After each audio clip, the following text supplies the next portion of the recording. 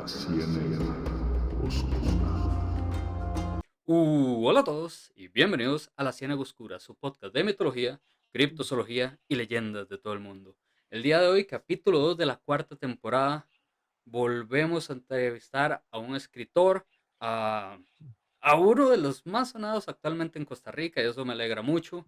eh, Mm. Creador de la saga de Ticiel, con libros como La luz al final del mundo, El príncipe de cristal, La oscuridad sobre mí y El brillo de sus recuerdos, además de dos libros aparte llamados Los mundos elusivos y El desfile de las nieblas. Rod Saturnine. Rod, Buenas. Bueno, muchas gracias por la invitación, gracias por tenerme aquí. Qué emocionante, más bien. No hay nada mejor, creo yo, para un escritor que hablar de mitología y todas estas cosas. Entonces, estamos en el lugar correcto. bueno, qué dicha. De hecho, estoy súper contento. No sabe lo mucho que he querido hacer esta entrevista porque desde hace ya meses yo veía sus libros en la librería internacional, que yo prácticamente voy a un mall y es a la librería, entonces veo muchos sus libros. Parada segura. Ajá, entonces siempre mi novia me lo dice como, sí, la parada fija es la librería. Entonces siempre Sí. me lo dice, aparte de que lo sigo en redes, entonces veo mucho movimiento Mm. y quería hacerle esta entrevista. Entonces es el No, muchas primer, el gracias. primer escritor en la temporada, la cuarta temporada. Entonces, bienvenido. Excelente. Muchas gracias. Bueno, para comenzar, quería darle un dato curioso a Rod, porque mientras yo hacía la investigación que hago siempre sobre el invitado, me encontré a Rod Saturnino, o Rod Nowberry Slavo, que es Mm. que me dio mucha curiosidad porque tiene el mismo nombre. Entonces, por eso guardé ese Ajá. dato. Rod Saturnino es una forma moderna de referirse a Rod, una deidad primordial de la mitología eslava, asociada con la creación, el destino, la familia y el linaje. El añadido Saturnino no pertenece a la Mm. tradición original, sino que surge de Wow. interpretaciones contemporáneas que comparan a Rod con Saturno o Cronos. Entonces, ese es el dato No, curioso que le tenía. qué interesante. No tenía idea del Ujú. todo, pero me hace mucha gracia porque la saga en sí de Ticiel, uno de los motores principales a través de los libros es el destino casi como un personaje en sí. Entonces, que sea una deidad del destino me parece súper emocionante. Sí, es un dato muy curioso y es que me sonaba, como yo, por lo mismo el podcast, yo leí varias mitologías y yo dije, ese nombre, el Rod, me suena de algo. Y lo busqué y era el dios eslavo. De hecho, aquí dice que es considerado por Mm. muchos estudiosos y practicantes modernos del Rod Novery el principio creador del universo, el origen de todos los dioses, la fuerza que rige el destino, Wow, el vínculo entre ancestros y los vivos. Entonces, un gran wow. nombre. Grandes zapatos para llenar, ¿verdad? Sí, no, fue muy curioso, me lo encontré por ahí y dije, tengo, primero que me sonaba y dije yo, me voy a guardar ese dato para decírselo. Pero qué bonito, porque, digamos, el acto en sí de escribir siempre se siente mucho como un proceso de creación. O sea, obviamente es un proceso creativo, artístico y todo eso. Pero yo siempre lo visualizo como que tiene muchas facetas, que está tanto desde cuando ya estamos plasmando en papel, ¿verdad? Como toda la génesis imaginaria, creativa que tiene un libro, que yo siento que usualmente uno cuando ya llega a las páginas es porque ya la historia se concibió como, como tener, no sé, un huevo de dragón, ¿verdad? O incluso como un embarazo mágico, no sé, algo que ya lleva mucho tiempo gestándose y a la hora de yo enfrentarme a la página es porque yo ya sé qué es lo que estoy cargando, ¿verdad? Qué es la historia que he estado preparando. Entonces, tal vez de ahí el destino, valga la redundancia, es el que me puso ese nombre. Yo elegí el seudónimo de Rod Saturnine basado primero en lo que significa la palabra Saturnine, que es como meditabundo y como Ujú. una persona que se deja llevar por sus pensamientos. Pero también yo nací un sábado 9 de marzo, entonces Saturday 9 Ujú. me sonaba como muy, no sé, yo siento que la palabra estaba ahí esperándome a que yo la descubriera. Entonces, creo que fue algo que muy orgánicamente se convirtió como en mi seudónimo. Sí, muy interesante y casualmente cumplimos muy cerca. Yo, Sí, yo soy del 16 de marzo.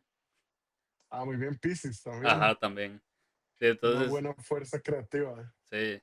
No, y es que también de lo que hablaba es algo muy normal. Yo ya lo he hablado con los otros escritores. Yo siento que para ustedes, a la hora de publicar, es como les estoy enseñando mi bebé. Es mi retoño, es como un niño. Sí, Claro.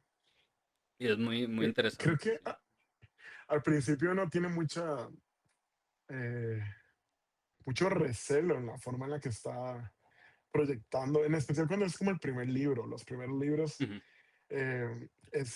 da mucho, es muy abrumador, creo yo, la forma en la que uno puede hacer como ese acercamiento con los lectores. Entonces, todo el feedback y todas las firmas de libros y todas las cosas a las que uno asiste es lo que lo van a uno consolidando a sentirse como, ay, no, lo estás haciendo bien, seguí, ¿verdad? sí. Entonces, siempre existe ese susto que yo creo que nunca cambia.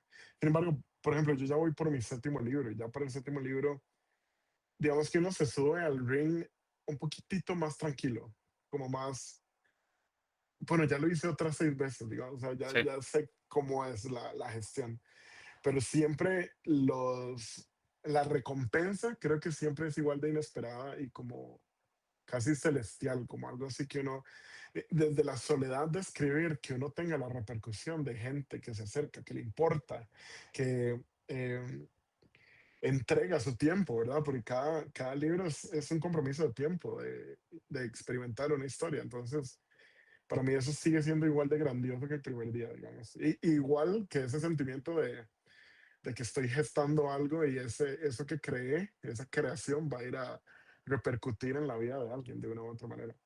sí, claro. Es muy interesante, digamos. A mí me pasa mucho a menos escala, por supuesto. En el otro podcast, este es el bestiario que sale los domingos.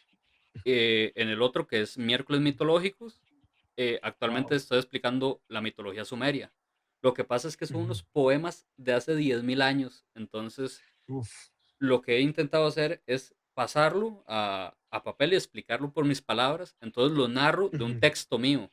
Entonces es algo que Wow. a veces yo comenzaba y era como, qué vergüenza, pero de ahí es la mejor manera para narrarlo. Porque Claro. de hecho yo detesto los primeros episodios porque era leer el poema y yo dije, no, es que se escucha feo. Pero sí, Era como más nervioso, tal vez, menos acostumbrado. sí, entonces yo siento que a menos escala es algo parecido. Es como les estoy Es, dando algo que yo hice, que creé, que lo adapté en mi caso. Entonces es difícil. Es difícil, pero también bonito. estás acercando al mundo a algo que tal vez no tenían o no tenían en esa calidad de comprensión, ¿verdad? Porque Sí, si es algo que en su forma original es casi más complicado de entender, toda esta labor de traducción creativa creo que es lo mismo que crear, es algo muy bonito en realidad. sí, muchas gracias. Bueno, Rod, ¿está listo para las preguntas? Soy listo. Ok. La primera creo que debe ser la que más le han hecho. ¿Cómo nació la idea de crear el mundo de Eticiel? Ok, a ver, Etisiel nace de mi afición por la mitología y creo que nace como de un instinto muy juvenil de preguntar. Entonces, las primeras instancias pautas que yo creé en mi propio imaginario personal, desde que estaba en el cole, fue que empecé a idear este mundo, eh, nacen mucho de la idea de por qué se repite. O sea, yo tal vez en el colegio, en el noveno grado y así, no sabía bien la palabra, o sea, el simbolismo de arquetipo y ya, digamos, yo ya estudié psicología, por ejemplo, entonces yo ya sé todo lo de Jung y todo lo que los arquetipos repercuten, ¿verdad? En nuestro mundo real, pero desde que estaba adolescente pensaba como, ¿por qué se repiten estas figuras, digamos, El Salvador? Teníamos a diferentes salvadores en diferentes culturas, teníamos a la muerte en diferentes mitologías, diferentes percepciones, y empecé como a crear la idea de que, ¿qué tal que exista una sola muerte, pero llegó a diferentes culturas en diferentes momentos de la historia, y estas personas la grabaron en sus records, en sus mitologías, en sus tablas, en lo que sea, según, digamos, como permeados de su cultura y de su perspectiva.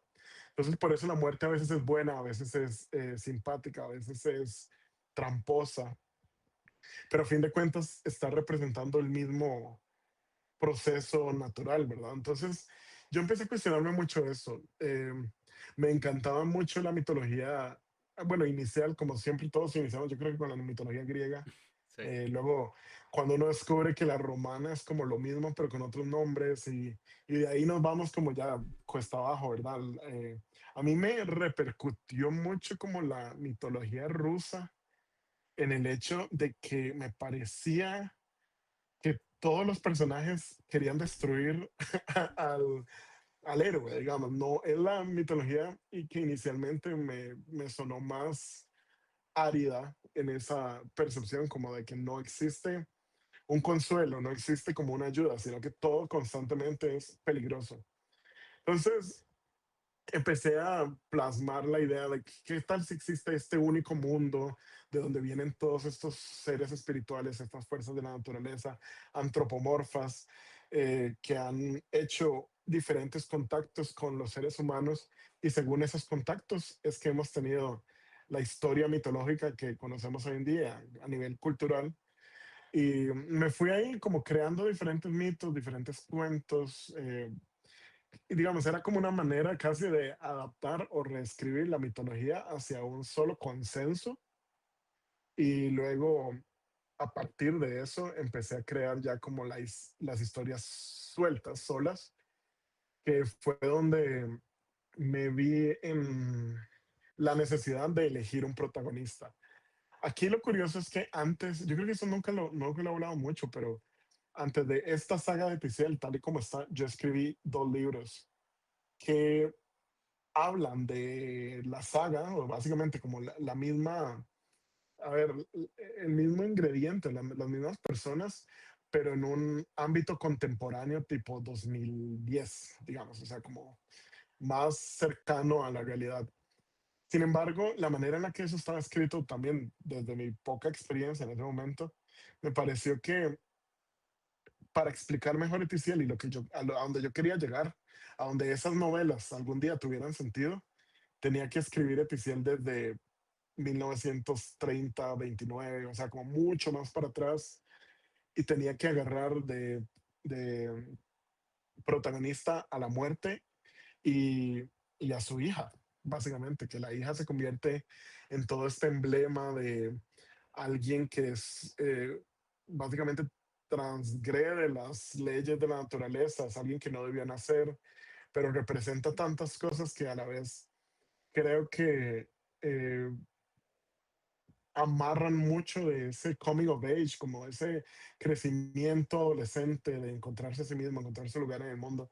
Entonces, yo creo que de una manera muy orgánica fue como que encontré a mi principal protagonista, al, al verme en la situación de que las novelas que había hecho, que eran casi como una práctica básicamente, no me parecía que calzaran con lo que yo quería decir de ese mundo.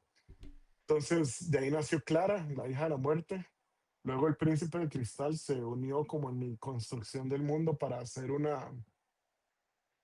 Yo lo que quería era hacer una revolución, digamos, toda esta saga se trata de una revolución, de cómo inició y cómo acaba, nada más que ha sido de una manera muy sutil.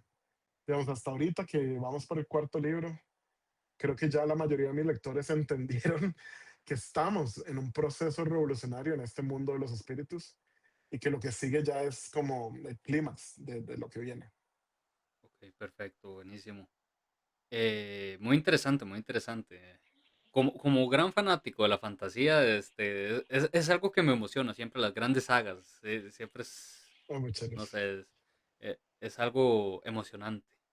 Entonces, es muy bueno, muy bueno. La segunda pregunta sería, ¿cómo es hacer una saga tan larga de fantasía? Toda la planeación. Si no me equivoco, van a ser 7 libros, ¿verdad? Sí, van a ser 7. Ujú. Eh, si tuviera que resumirlo en una palabra sería abrumador, pero a la vez, a ver, yo siempre he tenido muy clara la historia, como te digo, yo empecé a desarrollar esto como desde un ámbito muy vasto y profundo.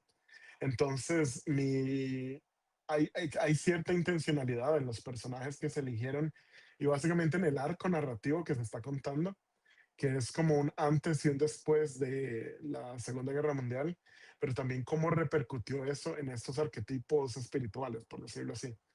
Entonces, yo quería crear como esa revolución espiritual que va a haber en estos libros para poder contar lo que yo sé que pasa después, que todavía los tengo como visualizado tal vez como una potencial bilogía o trilogía en un futuro, todavía en Eticiel, pero eso en el Eticiel más como de nuestro presente. Pero fuera de eso, siéndote muy honesto, yo creo que es muy abrumador la idea. Era más abrumador cuando tenía menos libros, o sea, cuando iba como con el primero, el segundo, eh, simplemente me parecía como muy iluso a veces conversar y decir, ah, sí, van a ser 7 libros, no sé qué, pero era ese, a ver, quizás el temor de lo iré a lograr, porque cada libro a nivel tanto editorial como en todo, digamos, es toda una apuesta, es todo un trabajo, es seguir acercando a la gente a este mundo, ¿verdad? Y el tercer libro, cuando yo lo empecé a trabajar, llegó la pandemia.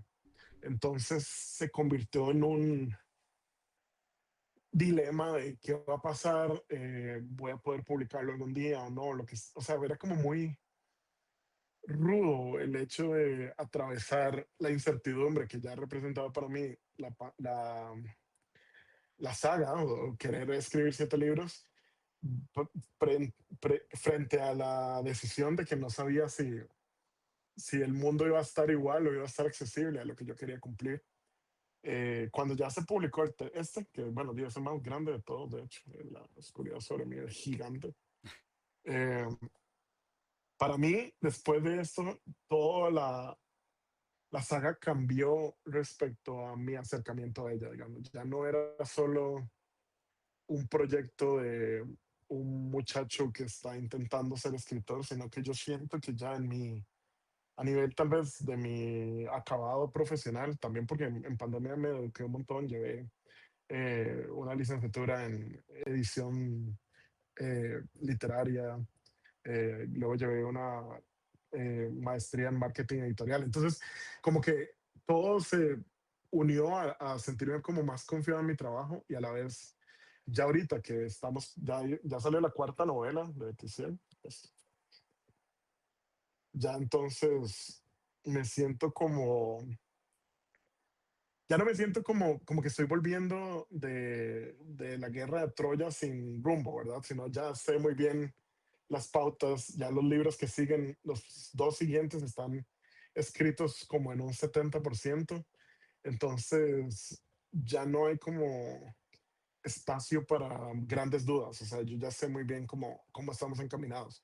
Es más que todo como esperar los tiempos editoriales y promoverlo, ¿verdad? Porque una saga nunca se deja de promover, siempre se va a seguir promoviendo el primer libro. Entonces, es toda una dinámica, creo que es eh, vale mucho la pena en el hecho de que la respuesta de la gente cada vez es más profunda porque ya no te están acompañando solo en una aventura, sino ya vamos casi 2000 páginas dentro de un mundo, ¿verdad? Entonces, creo que hay una conexión mucho más poderosa en la manera en la que la gente reacciona.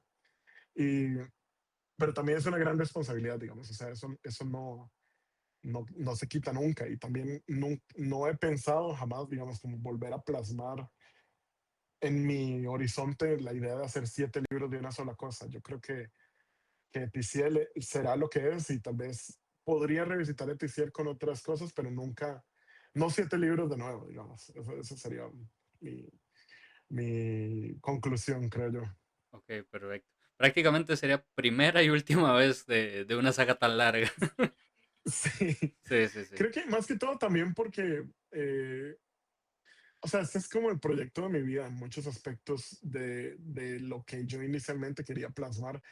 Digamos, yo ahorita estoy trabajando varios otros proyectos, pero no sé si orgánicamente o no, casi todos los proyectos que se me ocurren ahora son independientes, como standalone. Entonces, de bienvenidos sean, ¿verdad?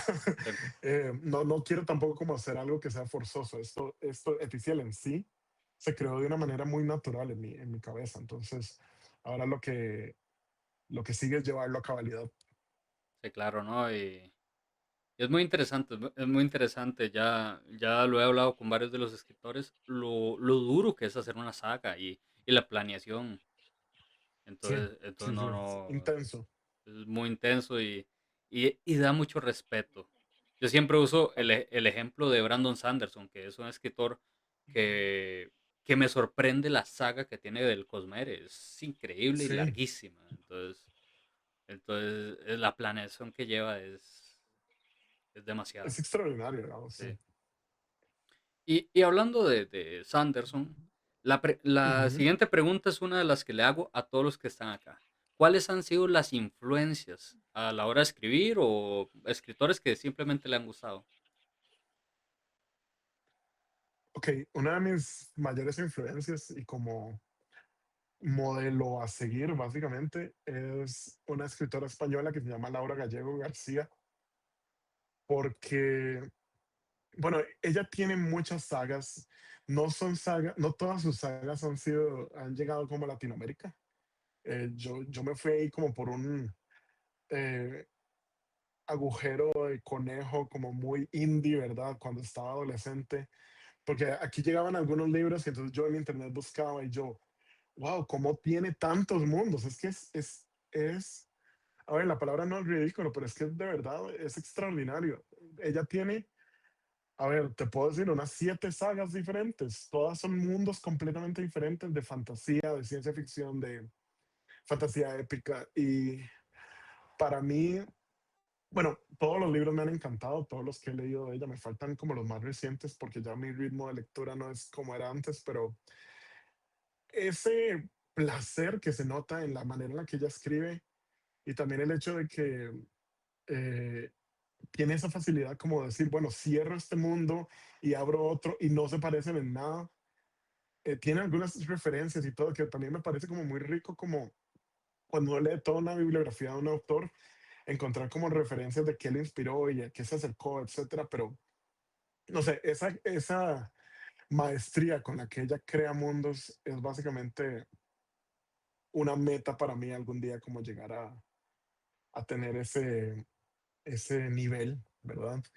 También creo que tengo, he sido muy influenciado por autores japoneses, más que todo, eh, como en los años recientes siento que ellos han, o sea, como Murakami y Mishima, creo que han pautado mucho sobre cómo yo quiero crear. Hay un meme que es como que a uno se le aparece un fantasma y le dice como, haz arte más extraño. Entonces yo cada vez quiero ponerme como más experimental con mi trabajo. Siento que es muy, a ver, siento que es valioso en un mundo en el que se publican tantos libros, ¿verdad? Poder hacer cosas raras y ser extraño y ser diferente, ¿verdad? Entonces, ahorita tengo unos proyectos bien raros, siempre dentro de la fantasía, ¿verdad? Pero que justo me emociona esas combinaciones que yo digo, como, bueno, o sea, ya TCL para mí es súper emocionante, pero qué emocionante es tener que, como ponerme como un alquimista e intentar unir todos estos elementos en una historia armoniosa, ¿verdad? Entonces, ese tipo de cosas me emociona mucho. Y uno de mis principales también como, ¿qué te digo? Como inspiraciones, es un autor ecológico noruego que se llama Justin Gardner. Él tiene, bueno, su libro más famoso se llama El mundo de Sofía, que es sobre la filosofía, pero él me hizo pensar mucho como en la manera en la que uno puede utilizar la literatura para ayudar a su país. Y él en Noruega, a través de los libros, ha logrado como leyes de protección de los fiordos y montones de cosas que yo, digamos, ahora tengo como un proyecto paralelo de TCL, sacar ciertas novelas situadas en Costa Rica que quiero, o sea, mi sueño sería que tuvieran como una repercusión similar porque a fin de cuentas siempre están amarradas a la naturaleza, entonces, sobre la protección de la naturaleza, de los ríos, sobre valorar nosotros mismos más como la naturaleza que tenemos en el país, entonces va como por ahí. Ah, no, qué bueno, qué bueno y qué gran idea.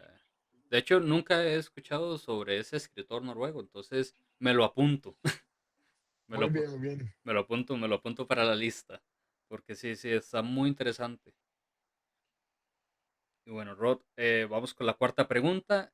Sí. Em, ¿En qué momento decidió dedicarse a escribir?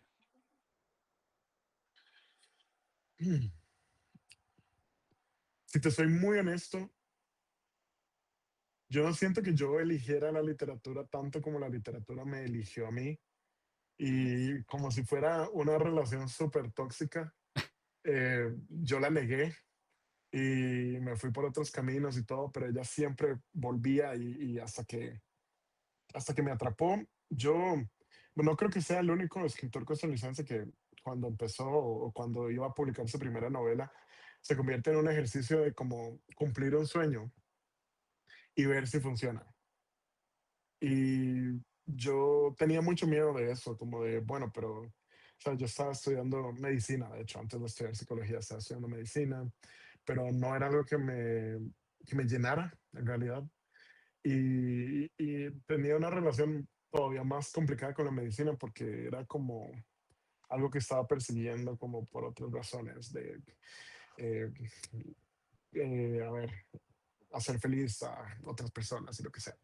Y entonces yo siempre me resguardaba en la literatura, en crear estos mundos, en pensar en La hija de la muerte desde entonces incluso. Y cuando ya, bueno, escribí mis primeras novelas y ya como que, me acuerdo la primera vez que completé un libro y fue como, así como el Big Bang en mi cerebro, ¿verdad? De wow, se puede hacer, ¿verdad? Y, y aún así es un libro que nunca se ha publicado y no creo que se vaya a publicar jamás a como se hizo, sino, o sea, si se revisita esa historia es haciéndole un overhaul completo, pero bueno, eh, fue a partir como de ahí que yo pensé ya como universitario y que me gustaría darle un chance a esto. Escribí mi primer libro ya para buscar publicarlo y, bueno, se publicó, la primera edición fue autopublicada y fue un laberinto, yo creo, de maneras de realizarlo. Me acerqué a la librería, en ese momento era la librería Lehman, la que pude como tocarle la puerta rápidamente. Ellos me dieron la oportunidad con no, 75 libros. Aceptaron 75 libros, ¿qué te digo? El 20 de diciembre del 2017 Ujú. y para el 4 de enero ya se habían agotado. Y ellos tenían presupuestado, como era un autor desconocido, nacional, etcétera, algo nuevo, y no era tal vez la librería más afluyente, o sea, como más movida en ese tiempo, ¿verdad? Ellos pensaban que esos 75 les iban a durar como 3 meses. Entonces, de inmediato en enero me piden más, me pidieron como 300, algo así, que hay toda una trama. Bueno, ya ahora yo creo que ya esos números nadie debería atreverse a darlos, pero antes se decía como que con 300 libros uno puede tardar 2 años en venderlos en Costa Rica. Ujú. Eh, Duramos mes y medio y yo inicialmente no me acercaba como de que yo era el autor porque era el seudónimo, entonces podía como mantenerlo oculto. Y se habían vendido tanto y era tanta la locura de lo que estaba creciendo que la librería me dijo, necesitamos hacer una firma de libros. Lo siento, no se puede mantener escondido. Y, y ahí fue donde ya yo sentí por primera vez como que esa flecha que yo había intentado disparar lo más alto que se pudiera, dio en algo y dio en algo más grande quizás de lo que yo había siquiera imaginado. Entonces ya sentía ya a ver, el compromiso, el peso, ¿verdad? Bueno, hay que seguir esto, hay que escribir el siguiente libro. En el año siguiente, 2018, La Luz al Final del Mundo fue el libro más vendido de la Feria del Libro Nacional. O sea, fue más vendido incluso que El Principito, por ejemplo, o que Harry Ujú. Potter, que siempre son los más vendidos. Entonces, ahí fue donde para mí las cosas se empezaron a tornar como muy en serio. Luego, el año siguiente salió El Príncipe de Cristal, se repitió el mismo hito en la Feria del Libro de ese año, y luego llegó la pandemia, pero en pandemia incluso no hubo mes que no se vendieran libros de una u otra manera. Entonces, creo que me debo mucho, como te dije, no es que yo escogí la literatura, sino que ella me eligió a mí de una u otra manera y yo me puse como a prueba de, bueno, Dios y el universo, vamos a ver si esto funciona, se los dejo en sus manos. Y me siento muy agradecido como con los lectores de Costa Rica en general de que hicieran que esto funcionara, o sea, le dieron vida a esto y ahora ya vamos muy adentro de la trama y me siento muy feliz de poder estar haciendo esto, en realidad. No, buenísimo. Y es que es un inicio muy increíble para un escritor nacional. Normalmente siempre se ha escuchado eso, que les cuesta mucho iniciar. Entonces, no, es algo buenísimo. Fue un gran inicio.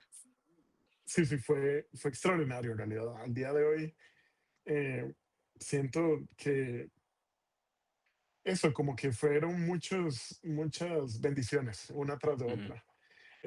Entonces, creo que todo se debe, o sea, Ticiel y yo nos debemos de una u otra manera al público, que es el que nos mantiene aquí. Digamos, ahorita que lanzamos el cuarto libro, eh, alguien me dijo, para un cuarto libro, o sea, que la gente tiene que ya haber leído tres, esto es demasiada gente. Sí. Y yo como, sí, tiene razón. O sea, hay demasiada gente en estos eventos y en estas cosas. Significa que ellos ya han leído los otros. O sea, es maravilloso. O sea, para mí nunca quepo del agradecimiento porque no hay palabras para ello. Las únicas palabras que tengo es seguir contando historias y esperando que les gusten, ¿verdad? Pues sí, no, está muy bien. Mucha felicidad, de hecho. Oh, muchas gracias. Muchas Sí. gracias. Vamos con la quinta pregunta. De hecho, Sí. ya usted mencionó un poco de que estudió medicina y psicología. Esa pregunta era si en algún momento ha influenciado esa educación o formación en algún personaje o en algún libro, no sé. Claro. eh, yo creo que Mortimer, la muerte en mi libro, está muy influenciado en cómo en medicina a veces tenés que dar una mala noticia y no importa qué tan sensible seas, hay que llenarse con una coraza y decirle a una persona, tu familiar murió, no podemos hacer nada, lo que sea. Ujú, Entonces, mi papá era médico, de hecho, y era jefe de emergencias, entonces tras de eso le tocaban como los casos así más violentos, a veces drásticos. Y yo siempre sentía, igual que la hija de la muerte, en ciertas partes de la historia, siente ese yugo encima, como que yo quería pertenecer a ese mundo, pero yo no sabía si yo iba a ser bueno para dar las malas noticias, por ejemplo, o como para desensibilizarme a ese punto. Entonces, pues yo creo que eso también dio mucho como en mi camino de que eso no era lo mío y que lo mejor que podía hacer era explorar la parte que sí me apasionaba más de la medicina, que en ese caso era la mente. ujú, Y ya a nivel de psicología, yo siento que los libros me han permitido, a ver, más bien la psicología me ha permitido ahondar más en diferentes temas desde un punto de vista psicológico y también tal vez permear las historias de una cuarta faceta que conlleva no solo como lo emocional, sino también la psiquis de los personajes de una manera que no es solo narrativa, sino que he tenido experiencias, digamos, de gente que me dice que el libro los ayudó a salir de una depresión o que tenían a una abuelita en cuidados paliativos y que ella estaba leyendo sobre cómo la muerte acompañaba a las almas y que entonces cuando murió ya se sentía acompañada y son cosas tan... eh, o sea, yo jamás me hubiera imaginado eso, digamos, cuando yo estaba escribiendo así solo en mi cuarto. Entonces, creo que la psicología es la que me ha permitido tocar tal vez esas sensibilidades de una manera más firme. No, perfecto. Muy bueno. Eh, y ahora sí, finalmente la última pregunta. Esta se la hacemos a todos los invitados que han pasado por acá. ¿Por qué deberían leer a Rod Saturnine? ¿Por qué deberían de? Bueno, yo creo que en este momento puedo decir que mi oferta literaria es bastante dinámica. Yo tengo, por un lado, la saga de Leticiel, que van a ser 7 novelas de aventuras y de fantasía. Llevamos las primeras 4 de 7 y van básicamente una por año. Entonces, el próximo año sale la quinta. Y a la vez tengo un proyecto paralelo que son historias de fantasías y todas en Costa Rica. El primero de esos proyectos fue un libro de cuentos, que de hecho también lo tengo aquí como a la mano porque estamos, ya casi sale en la nueva edición, entonces estaba revisando ya las cosillas. Mm, Eh, y creo que si les gusta la fantasía o en general la literatura, mis libros ofrecen una experiencia muy profunda, muy dinámica. Y si me puedo dejar llevar por la manera en la que la gente reacciona, diría que las historias apasionan mucho a la gente y también tienen como ese, ese vínculo, crean un vínculo con las personas que trascienden las páginas y, y se convierte en una experiencia bastante eh, como de todos los sentidos. Creo que la gente puede disfrutar mucho lo que viene. A la vez, estamos como en un punto en el que estamos explorando también como el transmedia desde diferentes aspectos. Entonces creo que los libros de Rod Sutton en la saga de TCL y todo lo que viene se convierte en algo también emocionante de ver pasar y ojalá ser parte de. Entonces insto a la gente a que se acerque, que les dé oportunidad. Si no están acostumbrados a leer novela, pueden entrar por los cuentos. Si les gusta mucho la novela, entonces la saga de Tessier tiene la particularidad de que pueden empezar por La luz al final del mundo o por El príncipe de cristal, porque los primeros dos libros ocurren al mismo tiempo. Entonces es a partir del tercer libro donde tienen que haber leído los primeros dos y ya es secuencial. Entonces también creo que esa dinámica eh, da una perspectiva muy amplia del universo que estoy creando y puede volverse mucho más emocionante. Y lo curioso es que entre más amplitud y toda esta aventura se convierte en algo tan grande, también es más íntima para las personas, porque hay muchos personajes con los que pueden conectar y con los que pueden básicamente crecer y desarrollarse. Entonces, creo que la invitación es a que tengan una experiencia básicamente como las grandes sagas internacionales, pero aquí en Costa Rica, hecha por su servidor, un escritor nacional. Ok, perfecto. Déjenme felicitarlo porque no sé por qué esta pregunta les cuesta mucho contestarla. Le quedó bien. Siempre me han dicho que esta los mata, no sé por qué.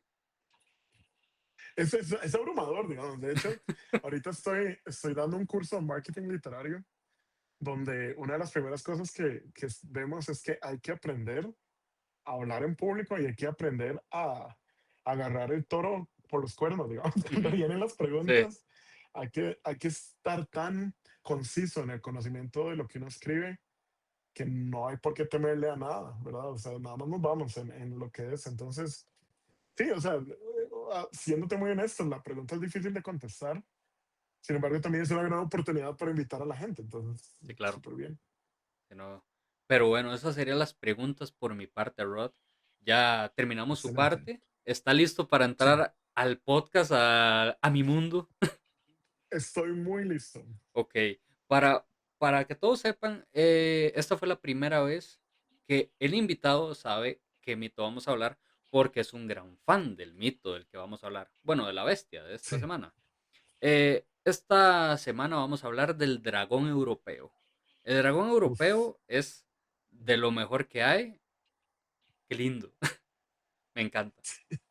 A mí me encantan demasiado los dragones. Sí, no, los dragones son increíbles. De hecho, estaba esperando el momento para hablar de ellos y llegó el momento acá.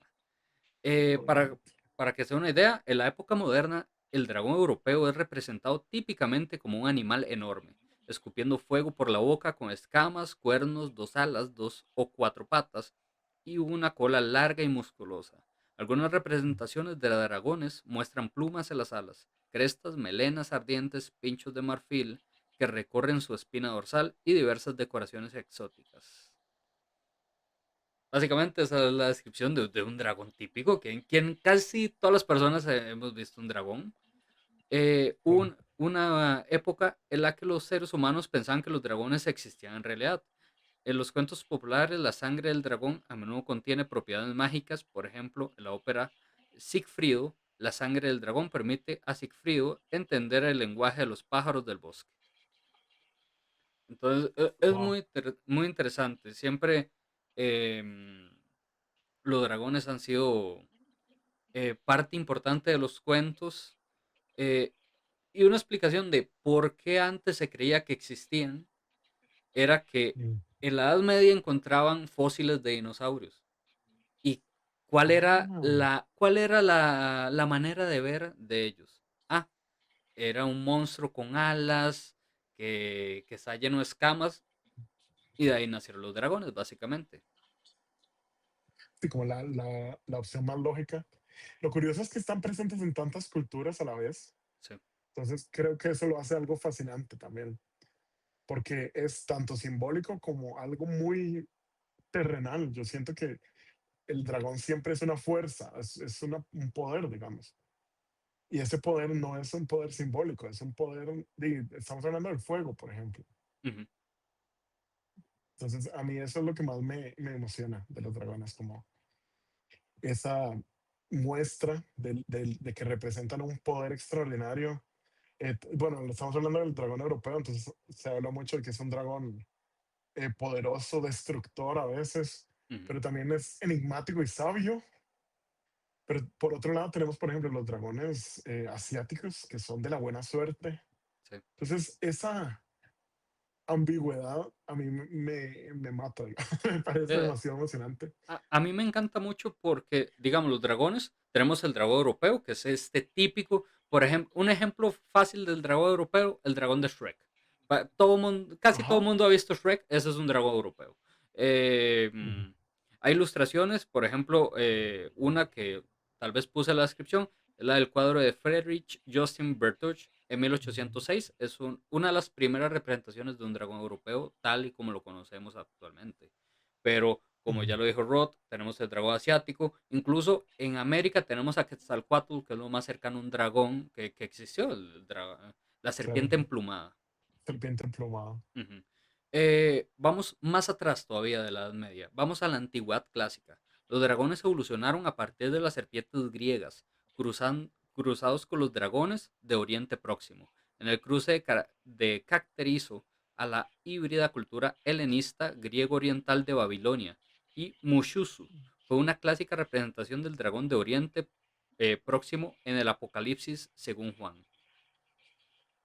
Luego, Wow. en la Edad Media, los dragones escupían fuego. Los dragones representados en los tiempos modernos, con un enorme cuerpo de lagarto o de serpiente con dos pares de patas y capaz de escupir fuego por su boca. Eso comúnmente se conoce como un dragón que escupe fuego. El dragón europeo tiene Ujú, alas de murciélago que se expanden eh, de su espalda, un dragón heráldico, criatura con alas, pero solo con un par de patas, se conoce como Giverno. El dragón europeo gobierno. más se asocia con escupir fuego. De hecho, Ujú, aquí entre nos estoy pensando en hacer un video explicando cada dragón, porque tenemos los Wyrms, las uf. serpientes, tenemos de todo un poco. De hecho, los Wyrms, cuando hablemos de mitología eslava, incluso voy a intentar traer Ujú, a Rod y hablamos de los Wyrms. Porque, uf. Aquí estaré. porque sí. Eh, Prácticamente tenemos dragones en todas las regiones y es muy rico. Cada uno tiene su propia definición. Entonces, Es muy Mm, interesante. Y aunque estamos hablando del dragón europeo, ustedes dirán, Jeremy, em, esto es la mitología celta. Pues conseguí un dragón que entra perfecto en la mitología celta. Así que el primer capítulo fue de Escocia, hoy vamos a hablar de Gales. Gales, para el que no ok. lo sepa, comenzando porque tiene un gran dragón rojo en su bandera, que es precioso. Una de mis bromas favoritas es que hay tres cosas que me gustan de Gales. Uno, su historia, es muy rica. La historia de Gales, deberían estudiarla. Después la mitología, que entra la mitología celta, buenísima, que incluye este dragón del que vamos a hablar. Y lo tercero, Gareth Bale antes de Real Madrid. Las tres cosas que más me gustan de Gales. Perfecto. Mm, Pero entonces me puse a pensar, ¿cuál, ¿cuál entraría en la mitología celta? mm, Y en eso estuve buscando y buscando. Y me acuerdo de Gales, que tenía este pequeño dragón. Bueno, pequeño.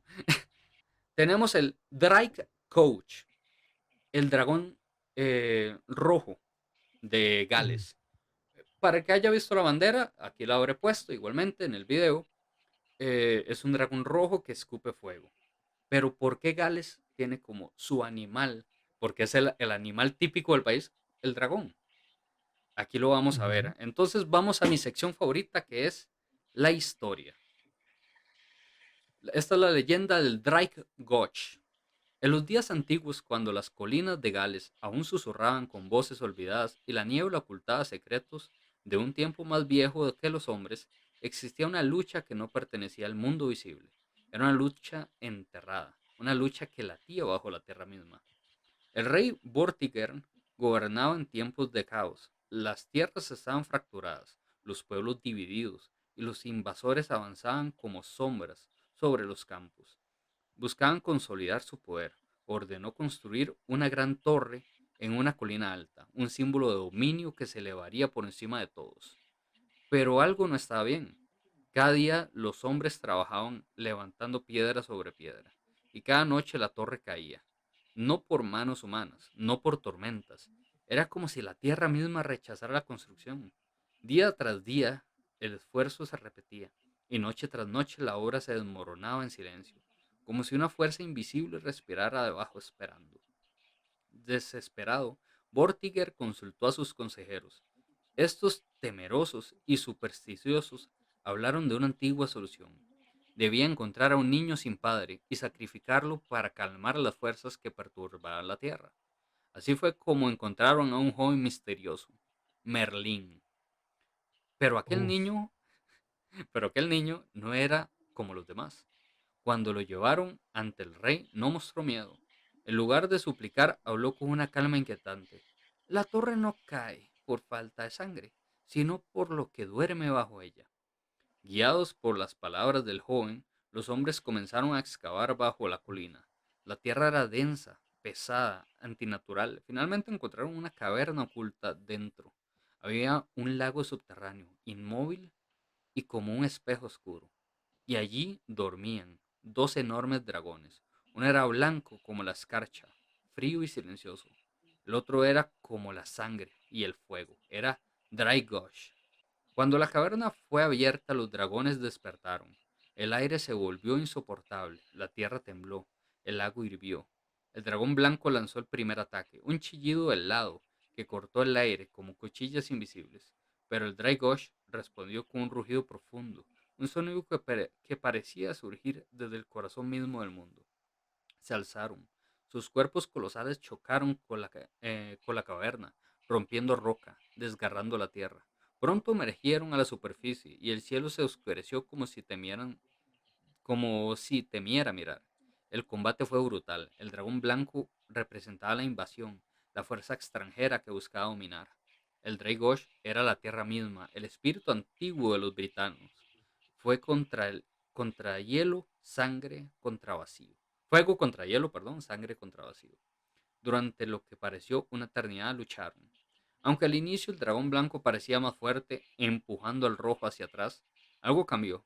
El Draigosh comenzó a resistir. Cada golpe que recibía parecía hacerlo más fuerte, como si la tierra le diera poder. sus alas se expandieron como tormentas y su fuerza y su fuego se volvió más intenso, más profundo y más antiguo. Finalmente, con un rugido que sacudió el cielo y la tierra, el dragón rojo se lanzó con toda su fuerza, envolviendo al blanco en un torbellino de llamas. El dragón blanco cayó, herido, derrotado, y como último aliento frío, desapareció. El joven Merlín habló nuevamente. Esta no fue una simple lucha de bestias, fue una visión. El dragón rojo representa al pueblo britano, a los celtas. El dragón blanco representa a los invasores, sajones. La victoria de Draigosh era una promesa, aunque los britanos serían oprimidos, aunque el blanco dominaría por un tiempo, el rojo volvería a levantarse siempre. Desde entonces, el Draigosh no fue visto como una criatura, sino como un símbolo de resistencia, de identidad, de un pueblo que nunca sería completamente vencido. Su imagen fue llevada a estandartes en escudos y finalmente la bandera de Gales. Pero algunos dicen que el dragón rojo nunca se fue, que aún duerme bajo las colinas, que cuando la tierra tiembla no es el mundo moviéndose, es el Draigosh respirando, esperando. En noches donde el viento calla y la niebla cubre los valles, hay quienes aseguran escuchar un sonido lejano. No es un trueno, no es el mar. Es un latido, un eco antiguo, el corazón del dragón rojo que nunca dejó de existir. Esa es la historia que traigo el día de hoy. ¿Qué le, Increíble, qué le pareció, Rod? excelente, muy emocionante. Me gusta mucho ese concepto de como de que los dragones no desaparecen, sino que se ocultan o duermen en algún lado. O sea, eso siento que es como algo muy fantasioso, pero también como que mantiene el mito vivo. Entonces, eso siempre me encanta, como ese tipo de final, ¿verdad? Sí, es increíble, de hecho, a mí me gusta mucho. Aunque, como lo digo, técnicamente no es celta, es full de la mitología de Gales. Lo voy a meter ahí porque Gales pertenece a la mitología celta. Entonces, es Ujú, vacío legal. Ahí lo dejo. Y es una historia ujú, muy bien, muy influyente muy bien. porque literal de ahí viene el dragón en la bandera de Gales. Entonces, no sé, Me parece, no personalmente sé, me gusta mucho. chévere. Pero creo que hay otro celta, Si no me tal vez más equivoco, moderno, pero el monstruo del lago Ness en teoría podría ser un dragón, sí, de hecho podría ¿o no? ser eh, aunque yo creo que es un críptico de plesiosauro más que todo, pero sí. También hay algunos Gwyrms, O sea, pero no estoy seguro. comparte raíz, digamos. Sí, de hecho, Muy interesante. estoy seguro que hay un Gwyn que sí es celta, pero no estoy seguro, por eso no lo metí. No, no me la quise jugar. Ujú. Pero, pero sí, de hecho No, pero aquí, eso está excelente. Es el más emblemático. sí, exactamente. Entonces, ya saben, cuando les pregunten en una fiesta, ¿por qué será que Gales tiene un dragón en su bandera? Ahí está la respuesta. Se pueden contar la historia. Ujú. Muy bien. Y no, es un mito increíble, Excelente. personalmente. Los dragones siempre me han gustado, siempre siento que a todo mundo le llama la atención los dragones, en alguna manera. Creo que es un símbolo muy universal y también es muy constante, digamos. Los dragones han sido importantes en la fantasía y en la sociedad Mm, como símbolo mira, o sea, estamos hablando de miles de años y todavía al día de hoy se están creando cosas con dragones, contando historias con dragones. Entonces yo siento que es un símbolo que va muy arraigado al ser humano. sí. Y aparte que demuestra mucha fuerza y también Sí. sabiduría a la vez. Entonces es muy interesante todo lo que da el mito del dragón, dependiendo el lugar, como lo hablamos al inicio. Ujú. Es muy interesante y muy rica la historia de los dragones. Sí. Bueno, Rod, ¿qué le pareció el capítulo?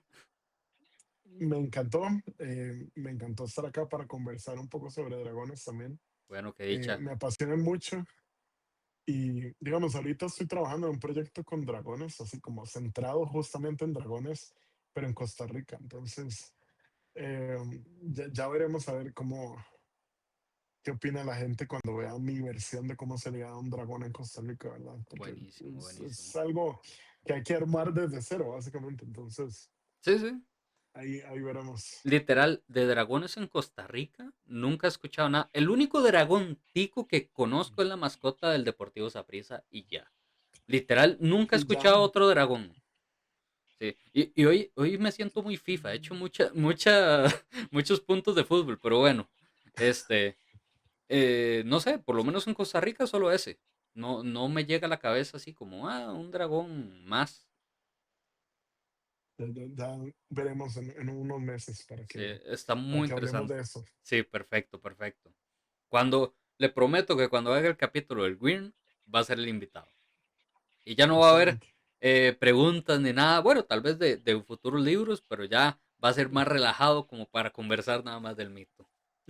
excelente. No, y personalmente sí, sí me gusta mucho. Y, y no descarto en hacer ese video explicando cada dragón para dar esa pequeña Estaría explicación. buenísimo en Sí, realidad. sí, aunque ahorita, ahorita no tengo tiempo de nada, pero son de esos videos que digo, uy, tengo que hacerlo, tengo sí o sí, para, porque hay muchas diferencias dependiendo del mundo. Entonces, muy Claro, interesante. Y bueno, claro. espero que les haya gustado el capítulo. Rod, muchas gracias por estar acá, en serio. Es un honor que haya aceptado la invitación. Muchas gracias por invitarme y más bien por el espacio para conversar un poquito de todos estos temas. Es lo que más me apasiona, los libros, la fantasía y los dragones. Buenísimo, buenísimo. Y bueno, entonces ya saben, como siempre, las redes de Rod, la página de Eticiel. Eh, Pregunta, ¿tienen los libros en Amazon o en alguna página más para alguien fuera del país? La mayoría, bueno, no, ahorita no sé cómo estamos con lo de Amazon, pero eh, digamos, el punto de venta principal es librería Sí, internacional. es la Entonces no librería sabría bien internacional. cómo estamos con eso. Sí, bueno, en Eh, Costa Rica es librería internacional. Y cuando averiguo un poco de Amazon, si hay link de Amazon o algo así, lo dejo también en la descripción para alguien de afuera. bueno, ¿Qué más? ¿Qué más? Bueno, mis anuncios dominicales, recuerden, miércoles mitológico, seguimos con la mitología sumeria, nuevos dioses y ya terminando. Ya estoy preparando la segunda temporada. Y, excelente. y me pueden seguir en el Instagram, que está fresquito, hace poquito lo abrí. En el TikTok, donde subo los cortos. em, Aquí en YouTube, que es donde más me pueden ayudar. En Spotify también me pueden seguir. Y en el Evox. Entonces, me pueden seguir en todas esas redes. Y bueno, guarde los mitos, guarde las leyendas, guarde los críptidos. Cuidado si se metan a una cueva y se encuentran a dos dragones peleando. Porque todo esto son las historias de nuestros pueblos. Y sin nada más que decir, hasta luego. Bye bye. Adiós. Adiós. La ciénaga oscura.